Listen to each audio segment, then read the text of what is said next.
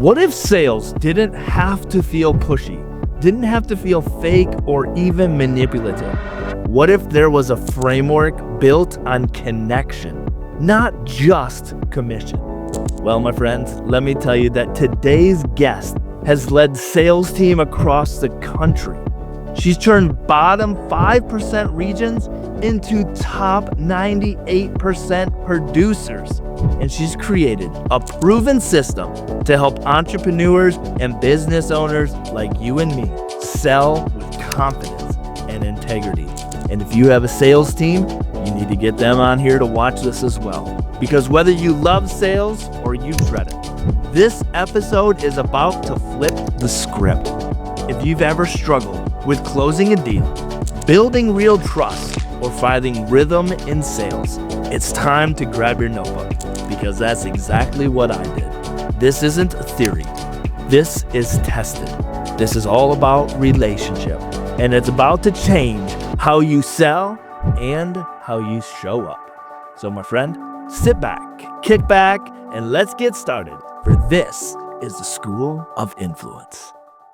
The School of Influence, where legends are made and legacies are started. Interviews and insights to grow your impact on social media, networking, and stages. Class is now in session. We're gonna take on the world. Hey, welcome everybody. I'm your host, Devin Schubert, also known as the Man in Orange, and I'm so excited to bring to you this session of the School of Influence, because this is why. Today's guest is a nationally recognized sales leader.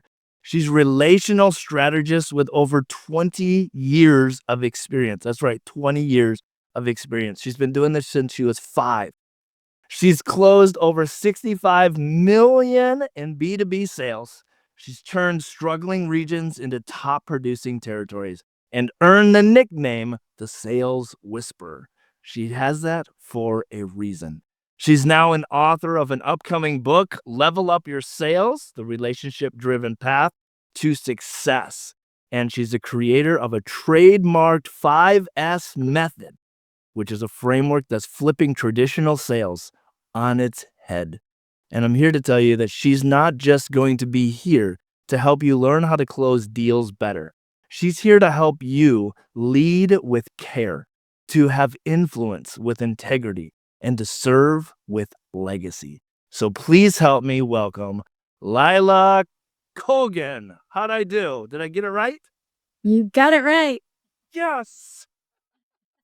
So glad you're here. And I got your name right.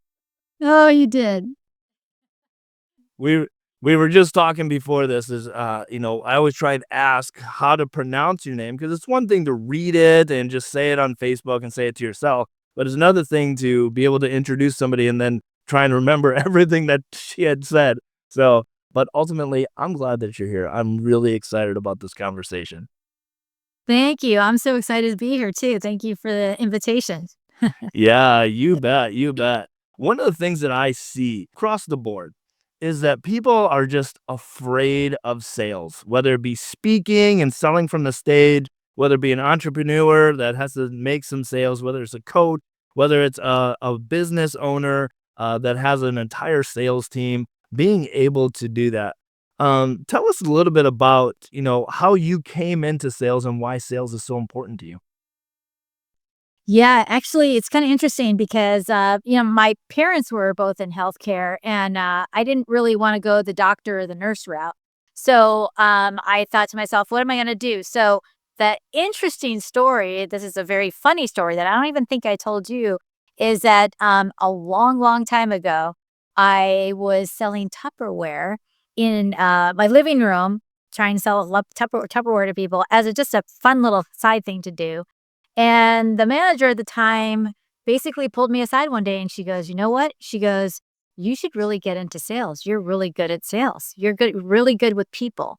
And so that's what actually opened the door for me. But then it was my father, who was an OBGYN, that said, you know what? Let me introduce you to one of my medical sales reps. And they did. I went to lunch, I had a conversation, and I thought, you know what?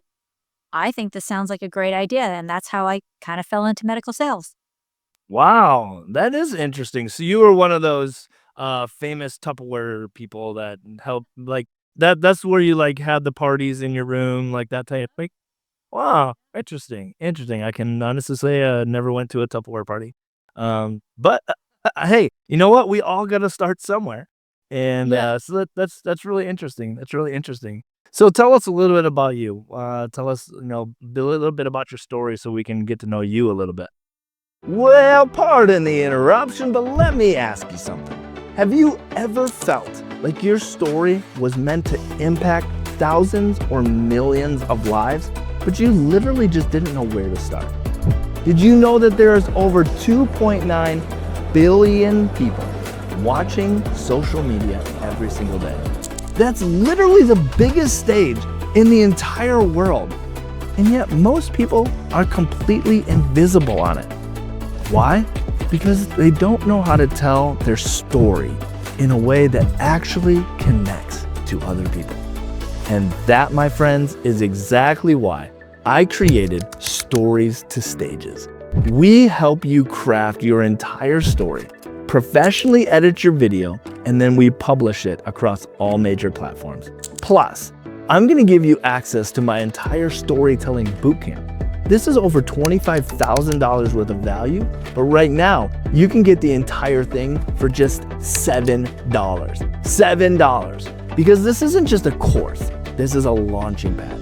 We've helped people with no audience, no experience, finally share their story with confidence and to get real reach.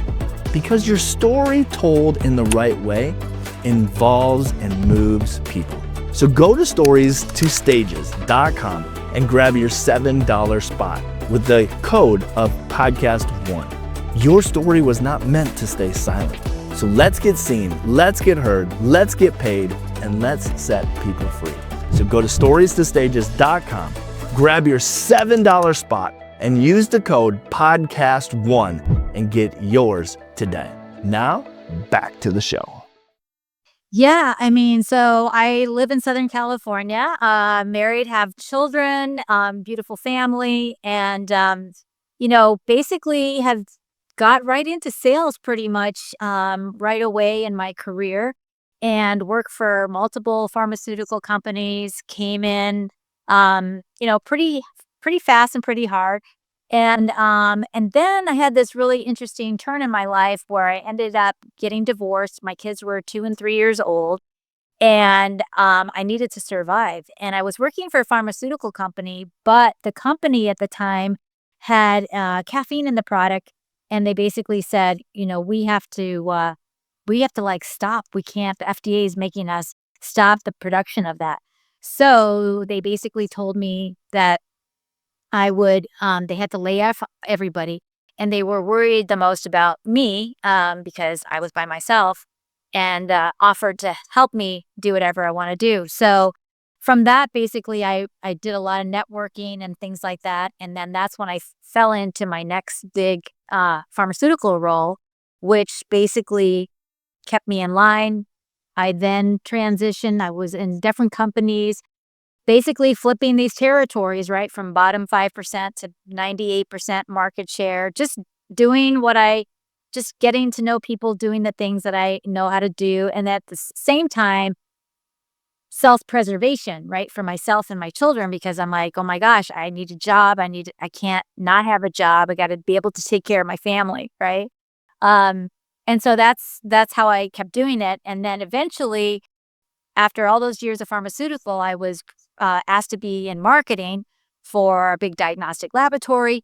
I did that. I launched, biomarkers, 31 biomarkers by myself. Never did the job before, but got into marketing, did that. And then I transitioned into some small startups. I was a VP of sales and marketing for a couple small startups, was a national sales director. And then for full circle, I came back to pharma, and now still in pharma, but not in a sales role, but in more of an educational role. Yeah. Wow. So let me back up a little bit. When Yeah. when you did this as you were a single mom at the time, those types of things after the divorce. Um, how did you balance all of that? Sales isn't just, a normal 9 to 5, type of thing. So, there's a lot of people out there who are trying to balance, even myself, single dad, trying to balance all this stuff out while grinding while we can and spending time with our family. Did you feel like you had, if there is, I don't know if there is really a balance in it all. But what did that look like for you as you were growing in this role? Yeah, when I got the job, it was fight or flight, right? Because I'm like, I didn't really have the support at all. Like it was everything was on me. A lot of times people think that it's not, but I had to I had to do everything, right? I had to pay for after school, everything that I had to do by myself. And so I didn't have a lot of free time. My focus was my children and my focus was my job. And I did have help like I made sure I had really good babysitters and things like that that were really good in my home. I didn't want them to be anywhere else. Make sure that they got schooled so that when I got home from work, then I could take over and take care from there. But there were moments like I remember moments like at 8 o'clock at night when I needed milk or I needed something for the house, and I realized, oh, they're in the cribs. I can't do anything. I can't leave the house. So it was just like I'll just have to get it tomorrow. So it was just a day by day thing, to be honest with you, and I literally had coworkers that would tell me, "I don't know how you do it." Like, I mean, I have a kid and I have a wife or what, and I can't even do it. I don't know how you're doing it, but, when you're in that situation, you don't have time to think about, "How do I do it?" You just have to get it done. Um, and there was a lot of stress. I mean, imagine, and I'm sure you as well, right? Going through the divorce process is extremely stressful and, expensive, and even though I didn't want, to have the expense, I was forced into having to pay for a lot of stuff, so that's another stress because you're working and then you're also having to pay for all of that, so, yeah, it's pretty crazy, but, I just knew and of course, my faith in God, right? That's Mhm. clearly what's set me apart in my life is, just praying a lot and asking God to kinda strengthen me and give me everything that I need to get through this at the time. Mhm. Yeah, yeah, it is, and, I think a lot of times is people see people on the forefronts, whether it be social media, stages, anything like that, they forget that our main influence should be, and really is, for at least what I hear you saying, and I know for myself, is our kids. Our biggest influence is our kids, and we have to remember that, and I believe that as long as we keep that in the forefront of that is what keeps me going. I have to do this because I have to take care of my kids. I have to do this. Like, there's no other choice in doing that. And then you bring in the faith aspect of it of, God's going to provide all of our needs as long as we're aligned with Him. He's not going to steer us wrong. And so, was there any like pivotal moment inside of, raising your kids or anything like that that kind of drew you into a deeper place of your faith and recognizing that I just have to love people?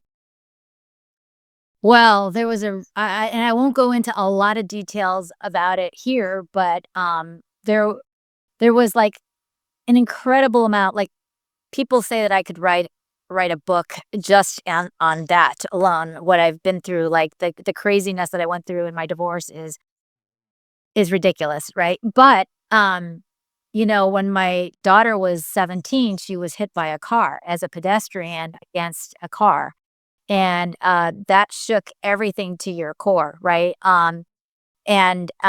She was in a coma. They basically said that she was either gonna die, be a vegetable, be paralyzed, lose an eye, like, I was signing papers away for transfusions, like, they said that they might, because she had a traumatic brain injury, that they might have to put a stent in her brain, and we have to cut her brain off and put it on ice. I mean, I heard it all, and I'm just sitting there, and I'm telling you, Devin, like, it was literally just God would do a miracle here because even the doctor said, like, even after everything happened, he's like, she's my second miracle in 17 years, right? But the amount of stress that was going on, and then on top of that, to have that happen, just when you're there in the ICU and you're holding your kid's hand and you're relying on God to get you through this and pull your kid through and praying and asking God for a miracle, it changes your life, you know?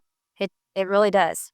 And you really realize what's important in life, and that's your family, and nothing is more important to me than, God in my life, and that he still is there doing miracles in our lives, if we accept that. Yeah. Oh, thank you. Thank you for sharing that. And I believe that there's a lot of people that don't recognize the amount of investment that we need to put into our kids, that we need to put into other people, that we need to invest into things. And ultimately, as parents, it needs to be our kids first and foremost, our relationship, but our kids in that. But then it's combating against those lies that come against us of like, "Oh, this isn't gonna be good. Oh, you're not good enough. Oh, how can you be able to do all these things at once? You'll never be able to make it." And so there's all this spin that's constantly going around at all times. And I'm sure it's the same type of thing in the sales world. And so what do you see as like some of the biggest lies that people believe about sales and how messed up we are in the way that they show up? Yeah, it's true, right? But I always say this, right? And people kind of go, "Huh?" When I say this to them, I said, "If you are walking in to either a sales presentation or to meet a customer and you are trying to convince somebody to buy or you expecting them to buy something from you, you're doing it all wrong." And people are like, "What are you talking about? I'm a salesperson. I'm supposed to get somebody to buy something from me." Um, but that's where everybody does it wrong because you're walking in thinking about you and you're thinking about your company and you and what your expectation is. And you're supposed to close and you're supposed to say this and you're supposed to do that. But you're forgetting the whole part, and you're forgetting the part that the person in front of you is more important than closing the deal. And if you don't get to know that person, if you don't get to their heart, if you don't get to know them as a person and genuinely care about them, then you are doing it all wrong, right? You should be walking in to serve, not to sell. And by doing that, you earn the right to close, right? So instead of this walking in with this pressure and this performance and this anxiety that I've got to close the deal, you don't have to think about that anymore because you're walking in with your number one focus is what do they need, not what do I want. Wow. Well, that was worth it right there. I mean, wow, that was so good. That was so good. When I first started coaching, one of the things that I always told people is I'm gonna serve the crap out of people. Like, that's it. I'm just gonna serve, serve, serve. And I completely agree. We have to go in with that attitude and recognizing that it's about them and about how we can help them and that we have the service to be able to benefit, not sell them. So I love that. Um, so good. Taking notes, taking notes. So let's dive into this 5S framework. Kind of what is it and why it works, and then we can dive into each of the parts.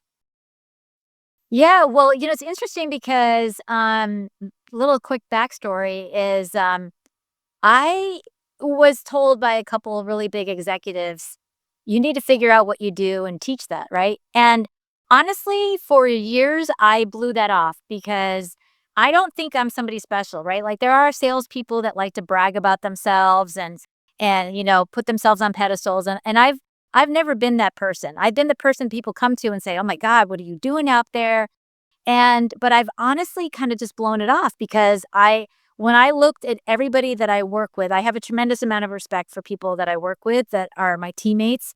And when I look at them, I don't ever look at them as in them less than me. I always look at them like they're amazing, right? They're smart, they're well versed, they know what they're talking about. They're just like me. I'm not doing anything different. And so I blew off for many years, people saying to me, you need to figure out what you do and teach it. And I just thought it was something nice that they had to say to me because, when your executives work with you, they have to say something nice and then they tell you something that you can improve on. And I'm just like, I just kind of blew off the nice part and focus on what I screwed up or what I could do better, right? So that's where my head always goes. It's like, I could have done that better. And they're like, no, you did that great. You can do this better, right? So I finally had to learn that maybe I do have something, right? But it wasn't until years later that I finally had this really huge executive that came from another very, very large company. I never worked for him before. He wanted me to work for him. And he said to me, he called me one day when I was out in the field helping him sell something because he originally had me hired for something else. And he's like, I just need you to help me sell this because I don't know if it really works or not. So I was like, okay. Went back to some of my old customers, but at that time I was really almost cold calling because I hadn't been in the field until for like 9 years. But I'm like, okay, I'll go ahead, I'll go do this. And so I went back to all my customers and I said, okay, I'm gonna try to sell this. And he calls me up on the phone one day. He goes, "What the heck are you doing out there?" And I thought he was upset about something. And I said, what are you talking about?" He goes, "You're bringing in 5 times the amount of sales as anybody else." He's like, "What are you doing?" And I said, "I don't know. Like, I don't have a secret sauce. I'm just doing what I normally do and talking to people and finding out and building relationships and all that kind of stuff." And he goes, "Wow, you really need to figure out what you do and teach that to people." So originally he was going to make me the Western Regional Director and he was going to hire an Eastern. And then he said, "I need to think about this for a couple weeks." He comes back to me after a couple weeks and he said, "You know what? I have decided I want to make you the national sales director. I don't want to hire two. I only want to hire you. And I want you to be the one because I need everybody to learn what you do. So will you accept that?" And I said, "Okay, but not forever because that's a lot of travel."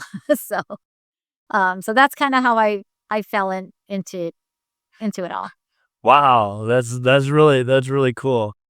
Just being you is what I Yeah. heard. Is like you were just being you, and I mean, granted, you had learned the things along the way. You probably had some things that you learned the hard way, some things you learned from other people. But that's really amazing, and congratulations on that. That's fun. Yeah. Thank you. Thank you. So that kind of, set up to be like, how do I do this? Like, did you have to like kind of think about what you were doing because it was just natural, or did you kind of already know what the setup kind of was? Yeah, well, then they kept saying to me, "You gotta figure out what you do and teach it." And I'm sitting there thinking, I honestly don't know what I do. I really don't. So what I did is what I started off with, and this is good advice for anybody, right? Like in any role or any job that you're doing, is I reached out to like a variety of people, from managers to people I work with to whatever, like, and I literally just I sent them I think I actually even sent them a text message and I said, "Can you just tell me, like, in your opinion, what I do different than most people?" And I gathered all of this information. I put it in a document and I kid you not, I looked at it and I went, wow, like there was a lot of consistencies across the board of persistence, your faith, you genuinely care about people, relationships was like the big one, right? And so from that, I started to sit down. I thought, okay, I got that part down. Now, what do I do? Like when I walk into like a company, what are the steps that I do? And that's basically how the 5 steps birth from me is how I discovered like, okay, this is what I do from soup to nuts. And of course, there's more things in general. Like my old executive said, "Well, yeah, but Lila, you have some intangibles that I don't know if you can necessarily teach." But I think people can learn those if they're willing and they want to and they want to be better at what they do. Yeah. Oh, that's awesome. That's good. And I'm sure it took being strategic in what you were trying to put down on paper, however formulated the 5 S's, because there is a lot of things that for me, a lot of things are caught. You put me in a room with somebody, put me behind the scenes, and let me watch somebody do something, and oh my goodness, like I could probably go and repeat pretty much the same things, but teaching it is an entire different thing, especially when there's like mindset stuff in there as well. So did you find that type of thing kinda, like, tricky as you're trying to formulate it? A little bit, but I mean, I just really thought about it as far as like practicality wise, like how is this not how does this help across the board in any kind of sales, right? So to me, that's really how I kind of structured it in my mind. And I thought, well, it's me, but how do I expand on that, right? So of course there's other things in my book, like that's only 5 steps. My book is 14 chapters long, right? So there's a lot of other goodness in there about things that I do, even as far as like modeling, body language, things like that that are the things that you don't necessarily think about in sales, but they're really important. Especially having a lot of high emotional EQ, right? So a lot of emotional intelligence that a lot of times it's very important in sales. So I break all that down in the book as well, but it's not necessarily part of the 5 steps, but it's definitely, very important to be very successful. I'm sure it's really good that, you're formulating those things inside the book because, I already, pre-ordered the book or was on the wait list and, as soon as you put that out there because, these are things that, as entrepreneurs, as speakers, as all these different types of people that wanna be able to be influential, we wanna be able to grasp the things that, are authentic to us, that are aligned with us. And there was something just about, the things that you were posting, how you were sharing things that I just recognized that there was this alignment with the heart centeredness and I don't even remember if there was much stuff that you put out there necessarily about your faith, but I could just tell that that you were faith filled in that. And so for me, that was like a no brainer of this. And then as you started, kind of talking about, you have this framework and we'll talk a little bit about an app that you got out there. I'm just like, wow, like this is really cool. And other people can benefit from our conversation and me getting to learn these things as well. So thank you for putting the time into that and being able to, allow us to join along inside of your expertise. Yeah, and I think, it's funny because it's it's almost a little bit more than just a sales book, right? Because at the very end, it's funny because, with everything that's going on in our world right now and just the meanness and stuff like that you see back and forth with a lot of people and stuff like that. My focus about sales is obviously, about relationships, right? But I talk about it in general, how relationships are very, very important in general. So I wanted to add a chapter in there as well about not only is this important in sales, but it's important in your life and why you need to make sure you have good relationships. Oh, absolutely, absolutely. Relationships are key to what we do in all types of influence. And yeah, so I think that's really good. So can you share with us any of these? Can you share with us about the five frameworks? Can you break any of it down? Can you break that? Can we break it open a little bit so we can get a little teaser into it?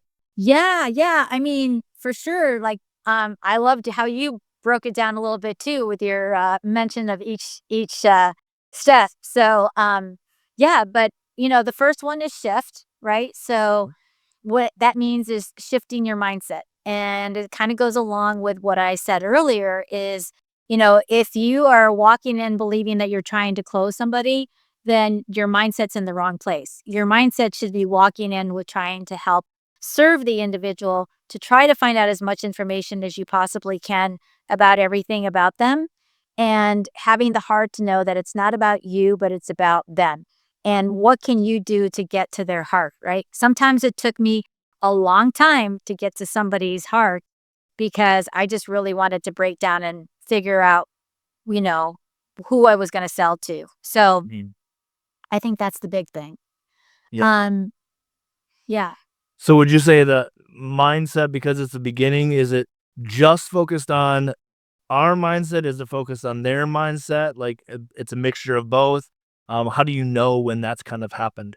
Well, I think for sure it's your mindset, right? Because you don't know what you're walking into. Like I had a lot of I mean understanding and appreciating where that person may be in life is the other part of the mindset because the reality is that I mean, I've had some really difficult customers to call on, and I was warned about a lot of them sometimes.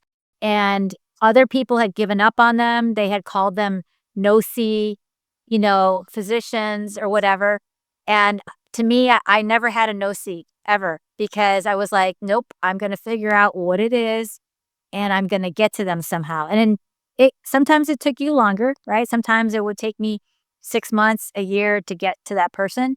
But in my mind, I was going to get there. And the mindset you have to be concerned about that other person, that's part of you figuring that out, right? Because they could have not liked the person that came before you and have a bad opinion about and I've had plenty that had really horrible opinions about my company. Um, and how do you turn that around? Like you have to go in kind of like not knowing if you're going to get greeted with a hug or if somebody's going to yell at you. know? So you just have to be prepared and have that mindset. Like it doesn't matter either way, you're there to serve, not to like go in guns blazing, expecting something that day. Yeah. Do you feel like personality, or how much do you feel like personality plays into those things? You have your, um, not to be stereotypical, but probably mostly men who are just very arrogant and bold and will just walk in and there's a difference between arrogance and confidence, but compared to somebody who's maybe a little more soft spoken, and how much does that play into that mindset shift? Yeah, it does. And it's kind of funny because, you have to kind of be prepared for all kinds of crazy people, right? Like I talk about this I talked about this in one of my stories or something, is that I literally had a doctor one time. He said, I want to see you. And that's like the biggest thing that somebody can say to you is that they will actually want to take the time to meet you in person, right? So I got all excited thinking he's going to, really want to talk to me. And I kid you not, I sit down at the chair and he goes, wait, hold on, hold on. And he like literally takes his chair and he flips it around. So he has his back towards me and he goes, okay, now you can go, So, I mean, and I'm just thinking that is like so rude, right? It's so disrespectful, right? Mm. I had another doctor one time that was like sitting there and I I was meeting with him and this was my time. And he's sitting there and he's just got his little letter opener and he's just going, "Phoop," you know, and he's looking down the whole time and he goes, And so I just stopped. I just stopped talking. And he all of a sudden like looks up at me and he goes, I said, oh, no worries. Keep doing. Obviously, that's really important to you. I wouldn't want to interfere with, your mail. And he puts it down on the table and goes, no, no, no. Okay, go ahead. So so sometimes you just have to kind of be in the moment and not let something offend you, not something, you don't need to be rude to the person, but they also can't be rude to you either, right? I mean, you have a job to do and it's not okay to disrespect your time either. And one time I got up and I walked away. I got up, I stood up. The guy's like, oh, you guys, you guys know everything more than we do. And I literally stood up and I said, well, you know what, sir? I understand that you have two initials after your name, MD, that I don't have. And I respect that. But you know what? Maybe if you just listen to me, you could actually learn something. But I understand that you do know more, so I will now leave. And I got up, I took off, I started to leave, and he's like, wait, don't go. So, you just you gotta play, and Yeah. you've got to know that you're worthy of being there as well. Yeah. So Well, that's good, and I think that leads to our next task, just being prepared for anything or, yeah. what you have. So go ahead with the next task. Yeah, so here's the one that I think I see a lot of people missing, a lot of salespeople miss. And when I say it's strategize, right? And so when I say strategize, I'm saying, there's so much pressure on people to go sell. Like, here's your glossy piece of paper. Now go out there and go sell. And you didn't take the time to learn anything at all. And when I say learning something, I mean talking to your predecessors, talking to your competition, trying to find out who else is the decision maker, not just the person that you're talking to, but who else could possibly make decisions. Like, how do they like to receive information? they may not even want you to walk in the door. They may just say, nope, I want to be virtual. Or they may say, you can email me or you can text me or whatever, right? So finding the right proper communication or the times to talk to that person. Who else in the office or who else in the company is influential, or who else in the relationship, like could be husband, could be wife, could be anybody, right? Like who else is influential to help make that decision, and make sure that you include that person in when you do that. So there's a lot of homework you need to do ahead of time. And knowing your numbers, like if you know you have certain numbers that you have to do, to take the time and to plan it all out. Because if you don't plan, you plan to fail, right? So you don't want to do that. Yeah, I love that. Love that. Yeah, I think that is a lot of things that, especially in the coaching realm, that people don't recognize of having all the players there the first time. Because if you're really just giving them another objection, like, "Oh, sorry, I can't. I have to go talk to my spouse." AKA, they're never gonna respond again. Like, you're giving them an out. So I love that. I love that how you said that. Very good. All right, so we got shift, we got strategize. What else do we got? Now we got sell. So, for example, here's the other thing, right? So many people have so much to say that they don't listen. I always tell people, talk less, listen more. Because when you find out more, when you're sitting at the conversation, how many times have you sat there where somebody's trying to sell to you, and they're just giving their pitch, and they're not even pausing to listen to affirm what you just said. They're just talking, and they're not picking up on body clues, right? That's a big thing. That's emotional intelligence. They're not looking at what they're doing. They may be pushing away from their desk, and you're not even noticing anything like that, right? So pick up on the cues. Don't sell. You need to be able to just listen. And part of my closing strategy that we'll talk about, right? That includes a lot of questions that pulls things out to make sure that you're listening properly. But that's very, very important to be understanding your customer, where they're coming from, what their needs are. That's part of that when you do your strategy up front, right? You've learned a lot of things so that you can pull those things out of the conversation when you finally meet with the customer. Mhm, mhm.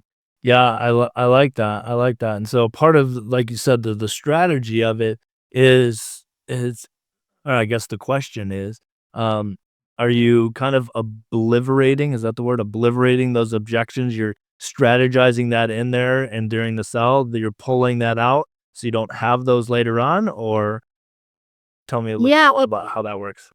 yeah, I think what it is a listening technique that you have, because if you've done your homework ahead of time, right? If you've done the strategy, you know a little bit about the customer. Maybe you know that they are not happy prior to somebody, and that's how you start the conversation. You don't go in like, I've got this widget that I'm selling you today. You can even go there, and I tell you, when you even start by saying something like, you know what, I really want to apologize for the person that was before me. I know that there was a little bit of an issue there or a concern in the past. And I know I wasn't here, but I want to apologize if that was something that was a problem for you. Or I've often apologized on my behalf of my company for doing something, even when I didn't know what it was that made them upset. But when you start off that way, they're like, wow, she's really listening to me. She really is wanting to care. She's not in here saying, go buy my stuff. And then once you get through all of that, then you get to the part where you can start to earn the right to start selling. Mhm, mhm. Yeah, that's really good, that's really good.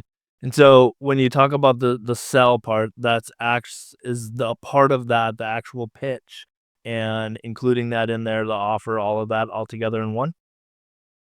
Yeah, I mean, obviously that's part of the seal, right? That's my next part of Next one? my Okay.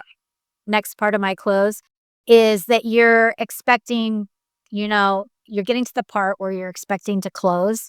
And sometimes you're just too pushy, because I have a trademark close process that I use that has worked really well. It's very simple, but it works so well because you're asking questions to the person. And I can't tell you how many times when you're affirming what they just said, say, Devin, from what I understood you just said, you said that this would be really helpful if you could have this.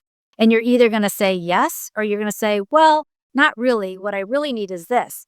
But if you only went with your assumptions, with you, because a lot of times we don't hear very well, right? Because we're not really clarifying things from people, then you're only hearing what you think you want to hear, or you're thinking. So many times people are thinking, without listening, they're thinking about what I'm going to say next. And when you're thinking about what you're going to say next, you're not listening, okay, at all. So you're wanting to constantly affirm through the process to make sure that you understand and clarify their situation before you earn the right to close. And once you've done that and you've asked all the way through, now's your time. Now's your time to go ahead and pitch your sale to them, because you've Mm-mm. earned that right now at that time. I love that. I don't think I've ever heard that said, earn the right to close. I love that. Yeah, that's so very well put. Yeah. It's like one of those moments. It's really good. It's really good. Okay, so we got seal. We're sealing the deal. What's the last S? The last one is serve, right? So that's the big one, right? So if you're thinking you're walking into a sale and you've closed the deal now because you've followed the real close deal, right? Then you're thinking, I'm done. I sold, I got my, commission, and I'm done. And that's where I say you're wrong, because that's where it starts, right? Because it's all about serving. It's all about following up. And so many people don't follow up. Like and people call me persistently nice, because if I don't hear from somebody, I keep following up, but not in an aggressive, pushy way. Like, I didn't hear from you, or no, you just go, I know you must be really busy. I'm just following up with you again. Would love to maybe get on a call to kind of finish our conversation. But the follow up is the most important piece of it. And also serving your people to make sure that they have everything, because a lot of times people say, okay, I'm done now. Next. Where no, it's like customer service, any problems that they have, whatever. You still are their point person. And even though it may be somebody else's job at that point, you should still always remember that they're your customer. And the customer is always right. Like, I mean, you think about a lot of industries, there's like, especially today now, there's so many nasty people in our world that um, are just very rude, and they don't think that way. It always blows my mind, because even if the customer is rude, you still have to realize that the customer is always right, and they don't need to be rude to you by any means. And you can stop having the conversation, but you do need to make sure that they have what they need. Mm. And you follow through with that. Follow through on your promises. Yeah, yeah. What do you feel like are some of the biggest mistakes that people make, whether overall in sales or things that maybe you've seen that these 5 S's kind of solve? Yeah, I think when you kind of look at it like that as a process, I think your failure rate is a lot less, because you're planning ahead, right? Like, so many times, I've had some really great trainings in my life, but the biggest part is when you're really not taking that time to really strategize, put everything out on the table, look what's going on with everything, understanding the customer. I think your success rate in sales is so much more now. I'm not saying that my 5 steps is the secret answer to everything that you do, but it is a process that, if you follow it and you have the right mindset, right? And you are walking in knowing that you're serving your customer, that you're going to answer their objections, that the customer is always right, right? That you're going through all that whole process, you're never going to make everybody happy. There's always going to be the people that you're never going to be able to satisfy, and that's not your fault. Mhm. But having a plan and executing on the plan is what makes a really uh, good rep different from a great rep. I love that. You know what would be really cool is if you could like take all of these things and like put it all together in a super simple way, maybe like an app or something like that. Wouldn't that be like amazing? Well, I have to tell you, Devin, that I actually did that. So, yeah. So I have an app coming out soon. It's called the Heart Cell app. And so basically, it's very cool. It basically is just according to my 5 steps. And it's just a few little questions that you ask. Very simple. You don't even have to be very detailed about the answers that you put in. And you put in the person's link. Like, let's say I found you on Facebook or I found you, on a company website and I put your link in and everything like that.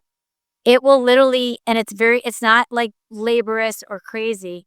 It will literally prepare you ahead of the call with all these 5 steps. It'll tell you what your mindset should be when you go in. It should tell you about the person, right? So you learn more about them up front. It'll tell you, you can put in there like what anticipated objection that you have, even if you don't know them. But maybe you knew because you did your strategy part, right? You found out that they weren't happy with your company before you came in. So you can put that in there. They're not happy with my company. The prior person made them upset, right?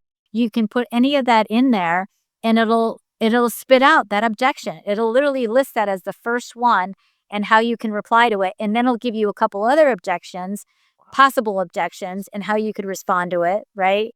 Um, and then it'll tell you how to close based on my trademark close process. So it makes it very easy if you just follow it. And then it even gives you follow-up email that you can send at the end. So yeah, so it's pretty cool. So it's coming out soon. And I'm excited about it because I'm actually blown away when I put in information about somebody and I'm like, wow, I never thought about that myself. So I love that. I love that. So yeah, we'll have the information for that yeah. down in the description down below, so you guys can be able to jump into that and see what that's all about. There's one other thing that we haven't really talked about, and that's your closing. That's just this trademark close that you've been teasing us with. Uh, Yes. Run us through that. Yeah, well, I mean, basically it's a process, right? It's called the seal process, and then the real close is within it. And I break it down in my book in a lot more detail. But basically it's be able to, remember the details on what's going on and to engage with the person, to basically affirm what they're saying and then listen, right? So that's the real part of the seal part of the close. And those are like steps that you do. And after a while, when you do them automatically, it's like, it's so easy because you're talking to the person and it just becomes of your whole process. And not only is it good for sales, but it's great when you're talking to people as well because, you're not sounding like you're, intrusive or whatever. You're really genuinely, aware of what's going on and being able to talk the person through without sounding like you're trying to sell something. Yeah. Oh, that's good. That's really good. And, anybody who trademarks a close, that it's gonna be something good. And so, I think that, anybody who wants to learn more and take an in more in depth into that is gonna need to get your book. I mean, that's pretty much, we can only talk about so much Yeah. on here. But tell us a bit about the book and what that's gonna look like. Yeah, yeah. So my book is coming out. It's called Level Up Your Sales: The Relationship Driven Path to Success, and it's going to launch sometime in the end of July. Forgetting what month we are now. But yeah, so they coming out at the end of July, and it's you can get it on my wait list. It's levelupyourbooksales.com. So you can get on the wait list now, and you'll be notified. It'll be on Amazon, and so hopefully it'll get to a bestseller and people will want to share it with their sales team. Awesome. I love it. I love it. And if people want to, we'll have that in the show notes as well in the description Yes. down below. But if people want to follow you or get to know more about you, how else can they do that? Yeah, they can go to my website, leilacolgan.com, and then I'm on every social platform as my first name, last name. So I'm pretty easy to find, and if you Google me, there's only one of me. So that's good too. It's good and bad, I guess, but it is good that you can find me pretty much on any platform, and I'd love for you to follow me. So Yeah, absolutely. Strongly suggest it. She's always dropping gold out there. I did. It's funny when you say, people can find you easily. I was on a call yesterday, a group call, and I wasn't leading it. I'm just a student in this group. And another student said, well, one of the things I did this week is I chat GPT Devin and it knew everything about you. I'm like, oh boy, it's fun. yeah, it is. We're out there. We're out there, but we also know that Uh, there's weight. There's weight that comes with that influence that we have. And it's meaning that, we want to be able to represent, I want to be able to represent the people that are following me, the people that are listening with authenticity. I want to be able to bring in guests that are giving you guys gold to be able to take your business, to be able to take your influential speaking and transformation to the next level. And so I know that the things that we've heard today are definitely doing that. I've got a half a page of notes, and that's just of things that I can go back and listen to when I'm ready to. But leave us with one thing. I like to just leave with a mic drop moment of one thing that if we were to recap everything and people were to remember you by this one thing, what would that be? Yeah, I think I have this quote, right, that I always say as I say, people first and everything else will come, right? You don't need to be pushy to be powerful in sales because your relationships are your secret weapon, right? So when you put relationships first, everything will come. And I wrote this book in particular because I want people to finally understand that, right? When you focus on relationships, everything else will come. Mm. I love it. I love it. I love it. Well, thank you so much for being here. And for those of you guys watching, those of you guys listening, remember that when sales is done right, it isn't about just being slick or saying the right things. It's necessarily about being real. And today we learned a framework that doesn't just close deals. It builds the relationship and it builds a legacy. It builds your influence. And so if you're tired of the pressure, you're tired of feeling fake, if you're tired of these random tactics that don't really sit right with who you are, this is your moment. Take the things that we learned today, shift your mindset, show up with a strategy, and seal your next win with confidence and with an amazing heart. But for today, school is dismissed. But your influence never takes a day off. So stay bold, stay focused, and go and leave your legacy. Talk to you later. Bye. Bye.